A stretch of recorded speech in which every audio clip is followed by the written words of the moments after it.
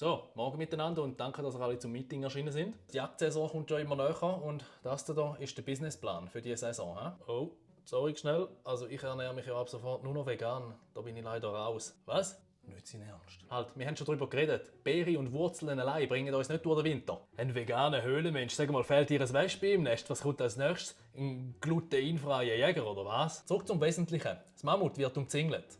Wir greifen alle gleichzeitig an. Und zwar mit unseren neuen Werkzeugen, die der Martin extra für uns angefertigt hat. Martin, apropos, wo ist er jetzt wieder her? Martin! Der macht doch heute Höhlenoffice, hat er gesagt. Was? Nein, sicher nicht. Der muss die huren Werkzeuge fertig machen. Wie sieht es dieses Jahr mit dem Team aus? Sehr aufmerksam, gute Frage. Also, wir sind 8 Schneuze insgesamt. Plus haben wir noch neu mit dabei einen Quereinsteiger, der Alfons. Der Alfons möchte sich gerne umschulen vom Sammler zum Jäger. Und da heißen wir ihn natürlich herzlich willkommen in unserer Gruppe. He?